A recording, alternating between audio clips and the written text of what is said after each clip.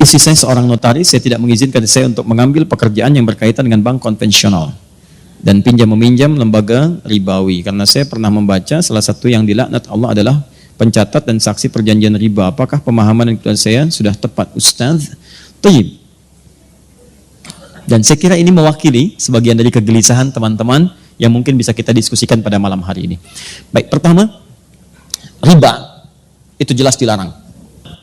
Ayat-ayat dan hadis yang berbicara tentang riba semua sepakat menuju pada satu kesimpulan yang sama. Haram riba. Ya, kalau bicara tentang riba jelas haram. Quran surah kedua misalnya Al-Baqarah ayat 275. Paling kanan sebelah atas. Quran surah kedua ayat 275. Menyerupakan orang pelaku riba dengan orang yang sedang kesurupan. Artinya ada yang salah dalam dirinya. Bukankah orang kesurupan itu banyak salahnya? Kata-katanya meracau, tindakannya kacau dan sebagainya. Itu bahasa kiasan. Seakan-akan orang riba itu banyak salah dalam dirinya. Makannya salah, gerakannya salah, macam-macamnya salah. Karena ingat, kalau sesuatu yang haram masuk ke dalam diri seseorang, menyebar lewat darah, maka semuanya ini akan punya konsekuensi yang, maaf, tidak mudah. Satu, dia akan menutup pintu-pintu kebaikan dalam dirinya. Misal, masuk ke telinga, Quran surah ke-6 ayat 25. Wa fi adhanihim waqra, di telinganya akan berbentuk sumbatan. Menyumbat, bukan gak bisa dengar. Karena yang haram, yang jelek itu nutup, yang baik ketutup. Jelek lawannya baik. Kalau yang jelek masuk, yang baik akan masuk, Pak. Orang yang kata-katanya buruk, maka dia sulit mengatakan kosakata yang baik. Sama dengan orang yang terbiasa berkata yang baik, maka dia sulit menemukan kosakata yang buruk. Karena itu ketika yang buruk masuk ke dalam diri, beredar kemudian dengan darah, jadi daging menutup pintu kebaikan. Makanya jangan heran, orang-orang yang kemudian tertutup pendengarannya untuk mendengarkan kebaikan, maaf, kalau yang jelek-jelek cepat masuk. Tapi yang baik susah. Bahkan rumahnya di sini, ini masjid, jaraknya cuma 5 meter. Speaker masjid ke rumahnya begini. Adzan berkumandang, Allahu Akbar, gak kedengaran. Sementara yang 500 meter, bahkan 5 kilo, itu sebelum waktunya adzan sudah datang. Dengan kakinya dia melangkah. Ini sepeda ada, mobil ada, segalanya ada. Tinggal jalan kaki, nggak tembus. As-salatu khairum minan naum, terbalik ke telinganya. An-naumu khairum minas salah. Ya, ini poinnya. Masuk ke mata jadi bahaya. Orang yang terbiasa makan yang haram, kemudian itu jadi darah, mengalir, jadi daging, menghambat ke matanya, maka di matanya ada penutup. Maka turun Quran surah kedua ayat ke-7. Paling kanan agak sedikit ke atas. Khatamallahu ala qulubihim wa ala sam'ihim wa ala absarihim ghishawa. Di matanya ada penghalang. Sehingga dia nggak bisa bedakan mana sesuatu yang baik, mana yang tidak baik. Masuk ke tangan, ini sentuhannya nggak baik. Sudah senang dengan yang haram. Kalau yang haram sudah menguasai dirinya, maka yang halal-halal akan cenderung terhindari. Istri yang halal sudah tidak dipandang lagi. Suami yang halal sudah tidak peka lagi. Anak yang halal sudah tidak disenangi lagi. Semua akan tergerak pada kepentingan-kepentingan yang haram. Seperti minyak tidak bersatu dengan air, maka haram pun tidak akan pernah bersatu dengan halal. Karena itu Allah katakan, pelaku riba itu cenderung punya masalah dalam hidupnya seperti orang yang kesurupan, dikerjai oleh setan. Kemudian sampai ke ayat Quran surah kedua, ayat 278-nya diminta untuk bertobat. Kemudian ayat 279-nya diminta untuk kemudian oleh Allah Subhanahu wa taala dengan ancaman yang kuat, kalau tidak mau bertobat maka Anda seakan-akan mengajak perang dengan saya dan Rasul. Maaf ya Bu ya, Pak ya. Anda dengan manusia saja kalau orang kuat sulit untuk mengalahkannya. Sekarang pengen ngajak perang dengan Allah. Maaf, kalau Anda punya masalah dengan manusia, saya punya masalah dengan orang Bandung, saya pindah ke Jakarta. Saya punya masalah dengan orang Indonesia, saya pindah ke Malaysia. Saya punya masalah dengan orang Asia, saya pindah ke Eropa. Tapi Anda punya masalah dengan Allah, mau lari kemana? Itu poinnya. Maka saya belum bicara tentang hukum, saya ingin bicara pertama tentang riba. Riba itu jelas haram. Riba sama dengan haram. Tahan? Maka segala unsur yang terkait dengan riba, semua keterangannya lewat hadis Nabi SAW. Baik pelakunya, baik pemberinya, baik pencatatnya, baik saksinya, dia dilaknat oleh Allah Subhanahu wa taala dan Rasulnya. Tetap mendapatkan hukuman yang sama, haram. Pelaku, pemberi yang menerima, saksi, bahkan pencatat. Fasilitator. Awas, saya belum bicara tentang profesi, saya bicara tentang riba. Jadi kalau ada orang mengerjakan kemudian riba, ya, bahkan saat ada alternatif yang lain dia paksakan untuk mengerjakan riba, maka dia masuk dalam kategori ini. Haram sama dengan dosa. Laknat, kalau sudah ada laknat, resikonya tidak mudah. Laknat itu resikonya paling dahsyat itu neraka jahanam. Baik, Ibu tahu neraka yang paling ringan? Tadi kalau Bapak baca Quran, naik sedikit ke ayat 56-nya, An-Nisa 56 itu neraka yang paling ringan. Paling kanan sebelah atas. Innal ladzina kafaru bi ayatina sawfa nuslihim nara. Orang-orang yang sulit diingatkan oleh kami melakukan dosa-dosa, tapi dosanya yang standar, yang biasa-biasa, itu dosa juga. Kemudian dia kerjakan itu melewati amal solehnya kemudian turun, amal salahnya naik. Masuk dia ke neraka yang paling ringan, sawfa nuslihim nara. Kami tarik ubun-ubunnya. Nusli itu dicelupkan seperti bikin teh celup. Pernah bikin teh celup? Ya nanti coba ke ruang makan, ambil celupan, masukkan. Teh celup itu kan celupkan, angkat ya. Nah, nanti ada orang ditarik ubun-ubunnya dicelupkan ke neraka. Kullama nadijat juluduhum, setiap dicelupkan hancur semua tubuh dan kulit-kulitnya. Kenapa kulitnya disebutkan? Karena kulit indera perasa yang paling kuat. Jadi kalau ada orang dipukul kena kulit atau dicambuk kena kulit, cambukan pertama pasti sakit luar biasa. Karena kulitnya masih ada. Selanjutnya cambuk. Ketika mengelupas akan berkurang rasa sakitnya. Makanya kata Allah, ketika kami celupkan hancur dengan kulitnya, kemudian baddalnahum juludan ghairaha, kami angkat, kami sembuhkan lagi sehingga kulitnya tumbuh lagi. Liyadzuqul adzab, supaya merasakan azab seperti serupa tadi. Tidak berkurang sakitnya. Itu sekali celup, Pak, satu harinya sama dengan 1000 tahun. Satu detiknya sama dengan 48 hari. Kalau mau coba silakan aja. Ini yang paling ringan. Nah, orang yang dilaknat oleh Allah, itu muara paling dahsyatnya jahanam. Neraka jahanam. Dari mana taunya? Buka Quran misalnya, teman-teman sekalian, An-Nisa, Quran surah keempat, dari ayat 92 sampai 93. Begitu masuk 93, Allah menerangkan tentang pembunuhan berencana. Lihat kalimatnya. Wa may yaqtul mu'minan muta'ammida. Siapa yang sengaja merencanakan pembunuhan, apalagi kemudian menimpa satu orang beriman, fajaza'uhu jahannam, maka balasannya neraka jahanam. Perhatikan, wa ghadiballahu alaihi, Allah murka kepadanya, wa la'anahu, dan dilaknat oleh Allah. Laknat disandingkan dengan neraka jahanam di ayat ini. Ya, jangan lihat contoh kasus pembunuhannya. Lihat kemudian pengertian hukumannya. Kata Allah, masuk neraka jahanam, kemudian dibenci oleh Allah, dimurkai, kemudian mendapatkan laknat.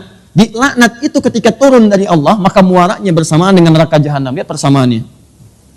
Nah, sekarang dalam kasus riba ini, orang yang sengaja mengerjakan riba, maka akan dilaknat oleh Allah. Maka saat kembali kemudian kepada Allah, kalau dia tidak bertobat, maka muaranya neraka jahanam. Saya mau terangkan hukum dosa dulu. Nah, setelah itu, baru kita masuk kemudian kepada pertanyaan. Ada bank konvensional, tadi disebutkan. Di antara kemudian tautannya dengan jasa yang digunakan oleh notaris, boleh jadi ada kemitraan yang tersangkut paut dengan bank konvensional. Apakah setiap turunan dari transaksi bank konvensional menghasilkan riba? Itu pertanyaan yang pertamanya. Satu, apakah kemudian kalau ini menggunakan jasa bank konvensional termasuk dalam kategori riba pula? Itu kemudian yang mesti kita jawab. Nah, teman-teman sekalian, sekarang saya terangkan sedikit saja tentang hukum. Nanti saya masuk ke Fatwa MUI nomor 1 tahun 2004, ditandatangan tanggal 5 Dzulhijjah tahun 1424, ya, bersamaan dengan tanggal 24 Januari tahun kemudian 2004, ya. Jadi setahun sebelum didirikannya INI. Nah, sini. Tahan, fokus ini. Pertama, lihat sini. Riba sama dengan haram. Haram itu hukum. Ada 5 hukum dalam Islam di usul fikih. 1 haram, kedua kemudian ada halal, ketiga ada mubah, keempat ada sunnah, kelima ada makruh. Baik, hukum ini akan selalu terkait berkelindan dengan perbuatan, bukan barang. Ingat, perbuatan. Setiap ada perbuatan, maka melekat hukum di dalamnya. Hukum sama dengan perbuatan. Ingat ya, bukan barang ya, bukan barang. Jadi semacam istilah uang haram, sebetulnya bukan uang yang haram. Tapi perbuatan yang menjadikan uang itu sulit untuk digunakan pada aspek-aspek yang baik. Nah sekarang, kaidah selanjutnya, fokus. Perbuatan ini akan terkait berkelindan dengan sebab. Dalam usul fikih disebut dengan ilat namanya. Kaidahnya berbunyi, gak usah dihafal, yang penting paham. Al-hukmu yaduru ma'a illatihi. Al-hukmu yaduru ma'a illatihi. Hukum itu terkait dengan perbuatan yang terkait berkelindan dengan sebabnya. Apa sebab perbuatan itu yang menyebabkan dia dihukumi dengan 5 hukum tadi? Tahan. Ya, sampai sini nggak apa-apa, masih remang-remang, nggak ada masalah. Hukum terkait dengan perbuatan. Perbuatan terkait dengan sebab. Yang menyebabkan hukum turun, ini sebabnya. Apa sebab motivasi perbuatannya? Nah, sebab ini cukup menarik dalam tinjauan hukum Islam. Bahkan, yang pasti halalnya pun, itu bisa berubah jadi haram karena sebabnya. Seperti yang haram pasti pun, itu bisa berubah menjadi halal karena sebabnya. Contoh, sholat. Sholat itu halal atau haram? salat, bahkan wajib. Hukumnya wajib, halal, bahkan wajib. Wajib dikerjakan. Tapi ternyata yang wajib ini bisa menjadi haram dikerjakan saat ada sebab tertentu yang mengiringi penunaiannya. Contoh, salat dengan riya. Riya itu pengen dilihat orang. Orang salat harusnya dilihat Allah. Dia salat motivasinya pengen dilihat orang. Sebab dia salat ke masjid itu karena pengen dilihat orang, bukan pengen salatnya. Maka turun ayat fawailul lil musallin, celaka orang salat, disebut celaka. Jadi Anda bayangkan, yang sholat aja ada peluang celaka, apalagi yang nggak sholat. Nah, siapa yang sholat ini? Bukan semua orang sholat. Alladzina hum an sholatihim sahun. Yang lalai dalam sholatnya. Siapa orang lalai ini? Alladzina hum yura'un, yang ria. Sholat yang hukumnya wajib, itu bisa berubah haram ketika dikerjakan dalam konteks ria dalam mengerjakannya. Paham? Nah, saya tanya lagi, ada hewan yang hukumnya haram. Apa diantaranya? Baik, babi, hewan itu haram, diharamkan misalnya. Babi, hukumnya haram, jelas haramnya. Tapi ada sebab tertentu yang menjadikan babi itu bisa berubah kemudian menjadi halal dalam sementara waktu. Bukan selamanya.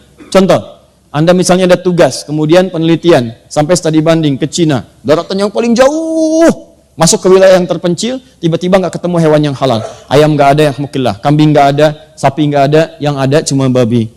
Sehari tahan, 2 hari, 3 hari sudah mulai lapar dan kelaparan. Dalam posisi demikian, apakah boleh makan babi, Bu? Tidak, besar begitu babi. Tidak bisa. Yang boleh makan daging babi, setelah itu dipotong dulu, dimasak dulu. Babi kan besar, bagaimana bisa dimakan? Ya? Nah, lihat sini. Tahan. Fokus ini. Jadi, ambil sebagian dagingnya, kemudian dia mulai dibersihkan, dia dimasak dengan baik dan sebagainya. Dari saat itu dia menjadi halal. Lihat, halal untuk dimakan untuk menutupi rasa lapar saja, bukan untuk dinikmati. Bukan untuk dinikmati. Ya, jadi sifatnya sementara. Perhatikan baik-baik ya. Semua yang berhukum tetap ketika ada sebab tertentu pasti sementara sifatnya. Ya, ini siap, lihat baik-baik. Ini hukumnya haram karena ada sebab tertentu, maka dia sementara menjadi halal sampai hilang sebabnya itu. Begitu Anda kemudian menemukan ayam, maka babi sudah tidak halal lagi. Tinggalkan babi. Sekarang yang dimakan apa? Bukan ayam besar begitu, daging ayam yang dimakan. Ya, Anda sembelih dulu, kemudian potong itu, masak dengan baik, baru dimakan. Babi tinggalkan, maka hukum halal bagi babi pada satu yang sementara sudah tidak berlaku lagi. Sekarang, maaf, sampai sini paham nggak? Kalau sudah paham, pemahaman ini secara simpel saja, mari kita terapkan dalam pertanyaan tadi. Lihat baik-baik, riba jelas haramnya. Bank konvensional memuati suatu hukum yang di dalamnya mengandung unsur riba. Bunga yang telah ditetapkan sebelumnya. Kemudian dia bisa bertambah. Bahkan lebih fatal daripada jahiliyah. Saat jahiliyah, itu jatuh tempo, baru kemudian kalau tidak bisa bayar, bunga berlaku. Bank konvensional, sebelum jatuh tempo sudah dituliskan. Sekian. Bahkan dia bisa bertambah. Itu jelas riba. Tahan sebentar. Nah, di sisi yang lain, ada fundamental ekonomi yang menentukan stabilitas dalam muamalah. Bahkan dalam sistem pemerintahan. Nah, sekarang pertanyaannya, lihat baik-baik. Kalau ekonomi tidak berlangsung dengan baik, maka syarat mendapatkan ketenangan dalam dunia pemerintahan, kata Al-Quran cuma 2. Itu yang paling utama. Dalam surat Al-Quraisy, li'ila fi Quraisyin, ila fihim rihlata syita iwas-sayf, falyabudu rabb hadzal bait, alladzi at'amahum min ju'. 1, wa amanahum min khauf. At'amahum min ju' itu stabilitas ekonomi. Yang kedua, wa amanahum min khauf, stabilitas politik. Kalau 2 terganggu, maka akan menjadikan goncangan dalam pemerintahan. Ekonomi kuat tapi politik gak bagus, goncang. Maaf, politik kuat tapi ekonomi gak bagus, goncang. Yang jadi persoalan, transaksi-transaksi dalam kehidupan itu bagian dari putaran roda untuk menguatkan nilai perekonomian. Sekarang persoalannya, dalam dunia perekonomian kita ini, taruh ada terkait dengan jasa-jasa notaris. Maka digunakanlah kemudian kemitraan dengan bank. Pertanyaannya, bagaimana ketika saya menggunakan hukum ini sementara di dalamnya ada riba? Maka semua ulama sepakat, termasuk dalam Fatwa Ulama nomor 1 tahun 2004 dari Majelis Ulama Indonesia, kalau dalam lingkar pekerjaan itu ada bank yang masih menggunakan nilai-nilai syariat, bank syariah dengan konsep syariah yang benar, ya, dengan turunan-turunan yang benar, maka jelas solusinya. Ini yang digunakan sebagai fasilitator dan haram menggunakan yang ini. Tapi kalau fungsi ini tidak bisa menjangkau nilai-nilai transaksi yang sedang dikerjakan, pekerjaan yang sedang dilakukan, yang kalau kemudian tidak difasilitasi memberikan goncangan kepada nilai ekonomi atau menyebabkan madarat yang lebih kuat, maka keputusannya kemudian dituliskan, boleh ini digunakan, boleh sekali lagi ini digunakan dengan batasan sementara sambil mencari sistem yang kuat dan tetap untuk menjembatani dan memberikan fasilitator kepada apa yang sedang dikerjakan. Jadi kalau pertanyaan cepatnya, sepanjang bisa di-cover oleh bank-bank syariah dengan hukum yang benar, maka itu kemudian yang dipilih. Tapi kalau itu tidak bisa di-cover, bahkan memberikan madarat yang lebih besar, maka Anda boleh menggunakan bank konvensional dengan tujuan menggunakan sementara sebagai jembatan untuk menyelesaikan persoalan dan untuk mencari yang lebih baik lagi ke depan.